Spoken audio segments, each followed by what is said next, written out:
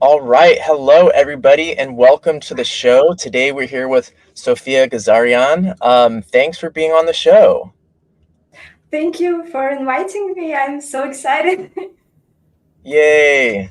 All right. So I'm just setting up the Instagram live too. Hopefully that works. Mhm. And okay, so diving right in, this is the first of the interviews I'm doing with teachers at the upcoming Wild Wonder Conference. So I'm really glad that you could make the time to be on here.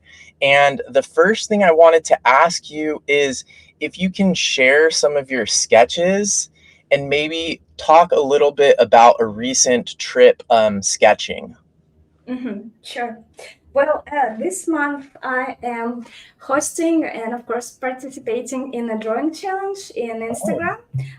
It calls Giggle Birds. It's about birds with funny names. There are a lot of them, of course, but most of them don't live in Portugal, where I live. So these are not like field sketches, just some drawings. So I draw the bird, write the name, and a little explanation why is it named like this. Not because some ornithologists were so cruel. There are usually reasons. So I didn't go drawing outside a lot because I already drawing daily and it takes some time. So I wanted to share with you actually the sketches I made during the International Nature Journaling Week. I'm sure mhm. you know about it. It was in June. It was the first week of June, but it was awesome. I was going every day outside and making some notes, and this more of a nature journaling experience than my usual drawings, to be honest, Mhm. because I wasn't only drawing the birds, but everything I saw around, some keeping some notes and stuff like this. So it turned out kind of this is the first day of the week. So whatever I saw, I was just starting to draw, but I was always finding some bird to draw first, and then Great. anything else. And so these are drawings in a park, and I went to the beach once and was drawing like seagulls and the front line of the beach when it's high tide, low tide, and stuff like this. And I saw some wonderful things in the water, so it was awesome. And I realized that I think like a year ago when I was drawing in the field, it was really hard to draw, especially birds, because they are like moving all the time. You don't have a lot of time to draw them. And I realized that now, like year later, after almost daily drawing, I feel so much more confident in drawing in the field. So I think even drawing at home can help you with the nature journaling because Great. you like improving your skills and you can do whatever you want when you are outside and doesn't matter how much time you have and what do you see and you can just capture it with confidence because Mhm. you already did this at home when you were comfortable and stuff like this. Yeah, and I just wanted to show you one more drawing. I made it like two Okay. days ago maybe. I started a new sketchbook and this was made for the camera here. This was made in a park. So I basically didn't add any information, like written information. I didn't even write names of the birds.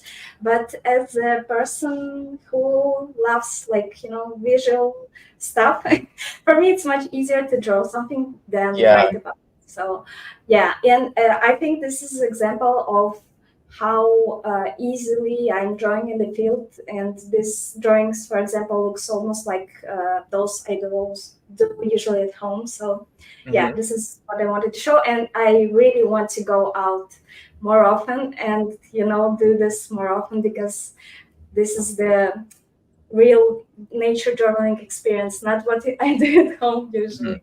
Yeah. Great. So Cool. that's all I Well, want to show. thanks for sharing. And I'm gonna talk about your Patreon later, but for now, Okay. I'm gonna put your Instagram up here so people can look you Mhm. up Thank on you. Instagram at Print Your Bird. And you have I saw a lot of those pages that you shared on your Instagram. So if people want to see more of your work, definitely check that out there. And then I also Mhm. wanted to share we have some people watching here in the live audience. Hi, Cindy. Hi, James, Lisa. And there are some interesting questions here, so maybe we Ah, can okay. answer some of their questions before we go Sure. on to more of my questions. But um, James asked if you sketch in ink first and then watercolor, or watercolor and then ink. Okay, this is the good one. I usually use pen first, and then apply watercolor. I try to, change the order, but it doesn't really work for me. Plus, I like that you can make a drawing with pen and then add watercolor later. I think this is the best way to do this personally for me, of course. But yeah, if you never tried, you should definitely try first ink, then watercolor. Great. Okay, cool. Good question, James. And then Lisa was wondering, and this is something we'll probably get into later, is how long you have been doing watercolor. I think around like 7, 8 years, maybe. Yeah, I use watercolor for my sketching. It wasn't bird sketching. It was like everything I saw, urban sketching, nature, traveling, whatever. And I found out that watercolor is the best for it. So yeah, I use it Great. since then. Yay, watercolor. Okay, cool. So there's some other questions here, but let's get into a few more questions about the class in case people Mm-hmm. who just see the beginning of the video will get a feel for the class you're going to be teaching at Wild Wonder. So um, if you could answer sort of like in a short answer, how would you describe your sort of teaching style and background, or how do you plan on approaching your teaching style for your class at Wild Mm-hmm. Wonder? Well, as I said, I was sketching a lot. I don't have any art related degree, Hmm. so I am a self taught completely, but this is actually my profession now. I'm a graphic designer and illustrator, and I use sketching as a hobby, and I just applied what I learned through sketching to my bird drawings. And this mix of fast, sketch, but creating something you don't necessarily should see right in front of you, like birds, because usually I use pictures I made or videos, because as I said, in the field it can be a little bit tricky to draw birds. Yeah, I think this is approach that I applied the sketching to Hmm. the drawing something, more like complicated, like birds, for example. Hmm. Cool. Okay, great. And then what materials will students need?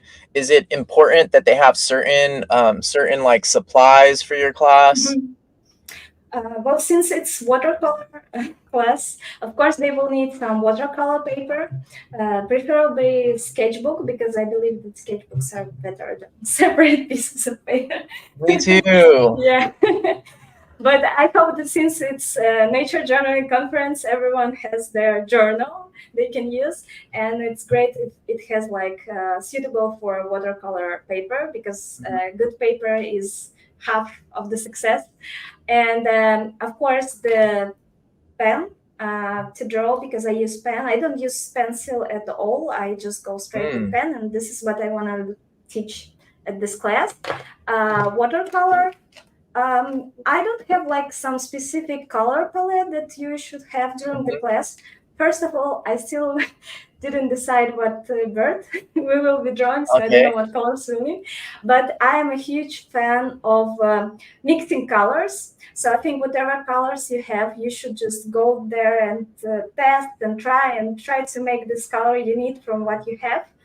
And even if it's not exactly as the color the bird have, usually it's not even better, but if you will remember this color of the bird when you made Yeah. it wrong, like Yeah. kind of couldn't mix the right color.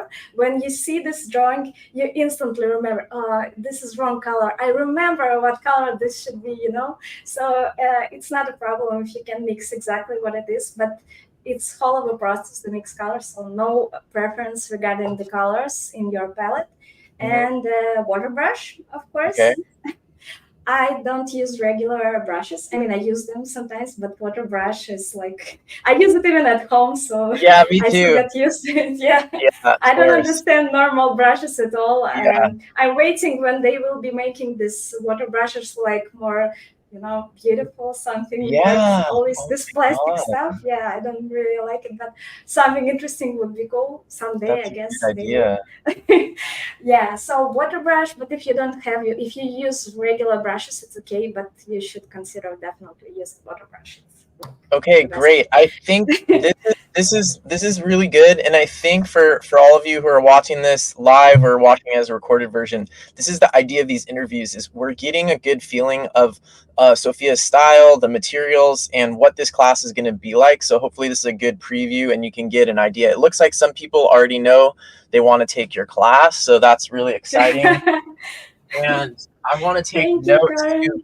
Karen. I think your idea of making a water brush that looks nice or fancy is a really good idea for a company. So Yeah. hopefully you'll do that because I would definitely buy one. Okay, so my last question that's specifically about, yeah, I guess my last question about your class is Mhm. if there was only like if there was only one thing that you could teach or one thing that you can give to the people who come to your class, if you could magically give them one thing, like an ability or something, what would be the one thing you would give your students? Well, I would say to make them not afraid of the blank paper and go ahead to not worry about the result. But there is a class about it, so I guess this is not my goal to do this. Yeah, so I guess I should choose something else. And maybe a drawing without pencil would be the thing that I would love people Great. to do, because I know that many people are struggling with this. They are not even struggling, they are afraid to try to do this. And I know that you don't use pencil, you just go straight, yeah, with pen when you are drawing with markers or something. Yeah. Yeah, I So used to I used to start with pencil also, and now I do start with ink. But yeah, those are great. So, folks, if you heard that, those are really great things that you can get from Sophia's class. So be sure to take her class. And then I guess some of these questions I had planned, people have already asked them, but mhm, let's see here. You mentioned another class at the conference, so it sounds like you've looked at the schedule already. So of course, that yeah. brings me to my next question, which is: are you planning on taking some of the other classes or attending any of the speaker events? Definitely. I'm hoping to attend all of them, but then because it's like, so different, interesting topics there, and it's like I'm drawing birds most of the time. That when I saw that I can learn about drawing moths or spiders, mountains, and things like this, I was so excited. Oh, I want to see this, I want to learn about this. And there are classes about different techniques, like yours, for example, about scrapbooking. This is what I always wanted to try. So definitely going to attend all of the classes that I can. But yeah, unfortunately, because of the difference in time zones, I won't be able to attend the latest, like Yeah, later classes. Yeah, the keynotes, all of them, I guess. But everything that I can, when I'm awake, I will be there. I hope so, to learn everything I can. great. Yay. It's always really nice when teachers are also students. I think it's important for us to keep learning even if we're considered a teacher. So Yeah, there's no other way besides absolutely. teaching all the time, endless process. Absolutely. Okay, so another question I wanted to ask is about birding. Um, Mhm. how do you think your process of sketching affects your birding? Because you consider yourself an artist, but also a birder, right? Mhm. Do you Yeah, think that the sketching makes your birding different? definitely. As I said, I don't really sketch that much in the field as I would like to, but I'm drawing birds a lot at home, and I think even this impacts my birding experience, because when you are drawing bird, it's not like when you just watch it, because you look deeply in details and you see the true bird. Plus, when I'm drawing, I also reading about the bird, so I know about this, its habitat, diet, whatever, and I learned so much about this bird. And when I drew it at home, for example, the bird that I've never seen, some target bird, and then I go birding, the chances that I will see this bird are much higher because I already drew it and I know about it. And this is the reason why I started drawing like my own bird guide for Portugal, where I live, because I can learn about all the birds that live here, and it's changed the experience completely. So highly recommend trying to draw birds if you are birding. This is helps so much. Great. Okay, so I agree. I agree with all of that and have had similar experiences. So I guess my next question is, why do you think more birders aren't doing that? I think it's a little bit time consuming, when you go bird watching and you need to spend some time drawing. It's like making your trip to watch birds much longer. And I think many birders probably are looking for as many species as they can during their trips, let's say trips. And this is completely different experience when you are watching and drawing bird, because you are watching one bird usually when you are drawing it, and it takes time, as I said. Mhm. So maybe this is the reason, but I realized that when I watched most of the birds I could around my place in the nearest park and stuff, I started to spend more time watching the birds I already Yes. seen. Hmm. And this is the moment when you should like start drawing the birds, because you don't really worrying about missing some new species and stuff like Hmm. this. You already saw these birds, now you can watch them closely, draw them, know them better, and things like this. Yeah, that I totally agree. And I think that sometimes birding and like the birding tourism is so focused on like collecting new and new Yeah, species yeah. and just seeing new things that it's not very sustainable and it's not very mindful, and that nature journaling and sketching can help us appreciate the birds that we've already seen, the birds, Hmm. the pigeons that are at the park and stuff like that. Yeah. So um okay, that's interesting though, that it's almost like a chicken and an egg problem where the birders don't have enough time to draw because they want to see more birds, but if they started drawing, then maybe they would be happy with the birds they already have Yeah. near them. Yeah, I Interesting. guess this is the balance that each of us should, find what you want, but trying to do both, it's actually make it deeper, the connection, and Right. I think everyone should try. Great. Okay, here's a question. I'm noticing a question from the audience that I didn't get to earlier that I think is a really interesting one, and maybe this is something you'll talk about in your class. But Cindy was asking about how you decide on your page layout. Um, well, usually I don't really plan the page, especially if it's like the field sketching, the nature journaling itself, because I see something, I place it on my page. For me, the goal is to draw some bird. So I start from drawing bird, and then I simply add pieces here and there depending on what I saw and what I want to write down. And there is no like stiff layout that I use. Maybe for challenges, like now drawing challenge for Instagram, I use the same layout. But when you are in the field, you don't even know what you will see, so you figure out it on the way. And I think this is something I would like to teach during the class. I'm not going to plan a layout before, maybe some what will we draw for sure. Yes, but on the way, I want to show how you can add some pieces to make it a little bit prettier, maybe, I don't know, Mhm. more interesting, your page, when you are adding something to the bird drawing itself. So this is what I want to teach others to do. Cool. And you said that your main job is as an illustrator and graphic designer, right?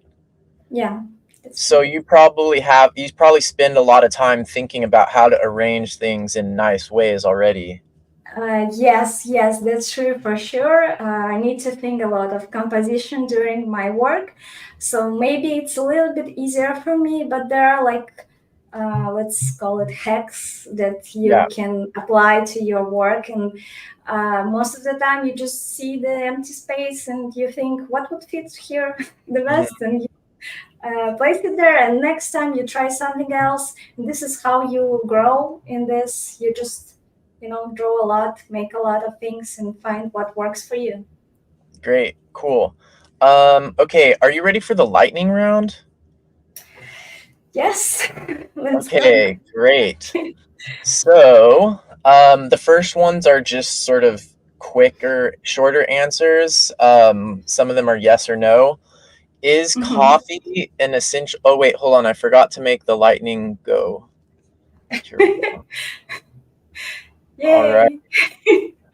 Okay, so first lightning round question. Is coffee an essential art supply?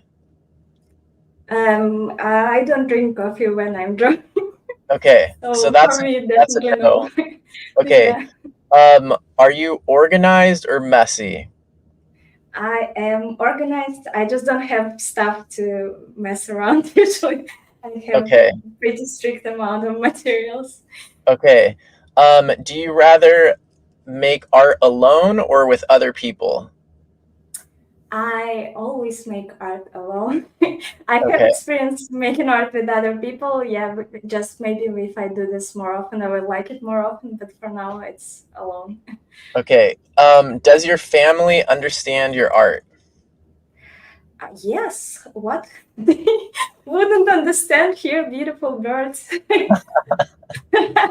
Do you eat snacks while you're making art? And snacks, not really. I love to, at home have a cup of tea, and if I have some homemade pie, and it's autumn or winter, and this drawing sessions alone with food and tea, it's usually getting cold while I'm drawing. But yeah, I love it to have on That my sounds table good. on this. Yeah.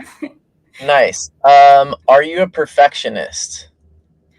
Um, I was a perfectionist, but this is something I am fighting really hard, and this is what I'm gonna teach you in my class. Yay.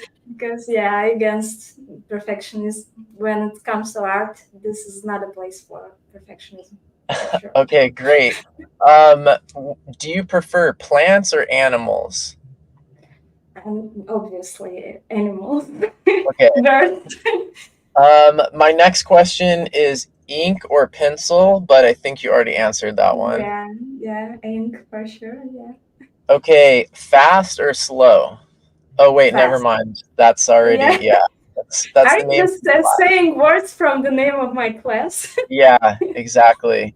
Yeah. Okay, and then the other one is do you like focusing on the big picture or on the really little micro things in Micro nature? things. I Micro love micro things? things. Yes. Okay, cool. That's it for the fast answer ones. So the last couple Okay. questions for the lightning round is if you could have an art superpower, like any kind of superpower for your art or for birding, what would your superpower be? Um, I guess this is the superpower for drawing while I'm birding. I want animals to be like to uh, don't understand that I am here and to be not scared. Hmm. So Hmm. I can approach them very closely and do whatever I want and draw freely, and they won't be scared. So, yeah, Okay, this would be great. nice. That would be a great superpower. If you could make art with anyone from history, who would you want to make art with? I think I would go with Gerald Darrell, if you know about him. I don't think He so. was, yeah, you should read his books. Yeah, it's amazing. He was a zoologist and he was like finding animals for different zoos, and then he opened his own zoo. Oh, Um, Yeah, and I read a lot of his books, and he has amazing sense of humor. I'm sure it would be awesome to go with him on a trip when he's finding animals and I'm drawing them, and it should be fun. Great, great, cool choice. And then the last one for, oh wait, I have two more for the lightning round. Okay, if there was a nature journaling Olympics, Oh, where all of the events are nature journaling related, what event would you be in? what choices do I have? Anything you can imagine.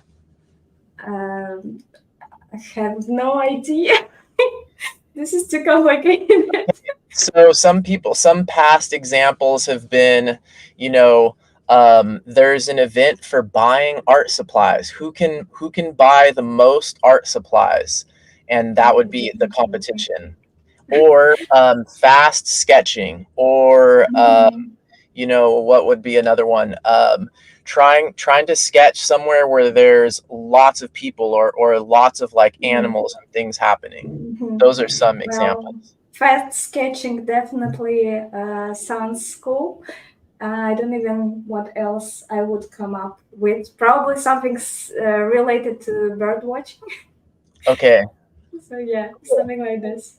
Okay, and then the last lightning round question is, if you were going to be stuck on a desert island in the middle of the Mhm. ocean and all of your survival supplies were taken care of, but you could only bring five nature journal supplies, what five supplies would you bring with you? Well, I have only four: sketchbook, Okay. pen, water brush, watercolor, and I would bring my scope to watch birds. So Okay. I'm yeah, really five. glad. Yes, great. Okay, good job. You survived the lightning round and reminded me of my next question. So I saw on your Instagram that weird scope thing. Could you Yeah. describe that and explain that? Does that connect to Uh, your phone? yeah, this is a scope like monocular, like binoculars, but one thing, and you Hmm. can use this adapter to attach your phone. Let me show you. So I just place my phone here, and I need to like connect the Right? this thing with this thing. Yeah. Yeah. And I can watch birds, I can film them, take pictures and stuff like this. So it's really convenient. This thing, they can be like different, but exactly this one is very affordable. You can buy it on Amazon, and sometimes they even go in a kit with adapter and even some small tripods, stuff like this. So I think it's really cool opportunity for those who are just starting bird watching, because I already want to change it to something bigger. Right, I right. guess. Yeah, but it's a cool thing, and it's cool that you can take pictures, because sometimes I see a bird like for, I don't know, 1 second, and I can even realize what bird Yeah, is it. But then I will watch my video, and oh, this was this bird, and right. this is changed everything. What is the name of the monocular Brand? and the adapter? I don't know the brand, to be Okay. honest. I don't know the name of the brand. Okay, So no you worries. can just type, yeah, Okay. monocular adapter for phone. The system calls digiscoping. You can Right, call right. Google digiscoping, yeah, and it will explain what you can have to make it happen. Cool. Yeah, I never have pictures of birds that I see on my phone because they're too Hmm. far away. So, great. And then there's one question from Elizabeth about the name of the zoologist that you mentioned. Could you? It was Gerald, Daryl, or what was the name? Gerald, Darrell, Gerald, Daryl. Darrell. I think Darrel. it's Durr. Tricky question. I'm not a native speaker, so I don't even remember. Yeah, I think it should be Darrell. Yeah, Durrell. ELL. Okay. Yeah. Cool. I'll definitely look that person up. All right, great. So the last few questions, are a little bit about like your projects and your vision and stuff like that. So if you could do like, what would your dream project be? Like, if money wasn't a limiting factor and time wasn't a limiting factor, what would your dream project be? I would love to travel and draw birds, some endangered species that can be protected, and like tell people about these birds, explain them that we can save nature. Well, these birds, of course, but of course we can save much more, not only birds, but this is just what I would like to focus on. And yeah, I would like to travel a lot and expand this information about birds I see and how we can save them. Great. This would be nice. So that goes nicely with another question that I have, which is, Mhm. um, what do you think sketching and nature journaling and art can do to help the situation of the world and nature and endangered species and stuff like that? Do you? It sounds like you think it can actually. How do you think drawing and sketching and art can make a difference? I think that this is a good way to involve people, in this process of caring about nature in general. Because when people are drawing them, they can do this, because they just want to spend a good time or Mhm. for some other reasons. But when you are drawing nature, you're starting to care about it. And I think this can really change a lot because when you are caring about it, you want it to be, to thrive. And as many people will be involved in this, it can be changed. I really believe in this, and I think this is a wonderful hobby, and it changed mind of the people who is involved in nature journaling because they are caring more than other people. So you think that the main way it can make a difference is by getting more people to do it, and that by doing it, you care more about nature. I think that even if you can just share, your love to nature, and Mhm. maybe some people won't draw too. But if they like what you are doing, they are already a part of it, Right. and just showing to as many people as you can help because these people will think, oh, this is beautiful. I want to help to save it, for example. Yeah, hmm or change climate. I don't know, stuff like hmm this to keep this beauty, even if these people aren't drawing. If, and when they are drawing, they are like completely involved. So yeah, this will be the best way. Okay, cool. All right, let's see. Another question that I had is, so if you could nature journal anywhere in the world, where is the place you would most want to go to? Um, I'm reading a Charles Darwin book right Uh-huh. now, so I would say Galapagos. Woo! I Yeah, was just there for 2 weeks sure. ago. Yeah, I saw some of your, content. You are traveling. It's like my dream things to do to go South America, Central America, and draw everything. This would be nice. Cool. Well, if you ever want to go to Galapagos, I know a place that you could meet a bunch of people and do some classes with children, and they Oh, would that's probably be cool. able to help you with like a place to stay, Oh, and help you not spend as much money, at least on Santa Cruz mhm. Island. So, if you ever do Oh, want cool. to go there, just let me know, and I can share that Okay. connection with you because it's a good connection. And the kids there, they started doing nature journaling Mm-hmm. classes when I was there, and now they have like a nature journal book for the whole class, and so Oh, they all share in it. And different people who are mm-hmm. visiting, they add to the same book, so they have like a community nature journal book, Oh, and many of them amazing. are doing on their own too. So nature journaling is definitely growing in the Galapagos right now. So yeah, it's cool. This is cool. Yeah. Okay. So My last question is, well, could you talk about your Patreon a little bit for Mhm. people who don't know that you have a Patreon?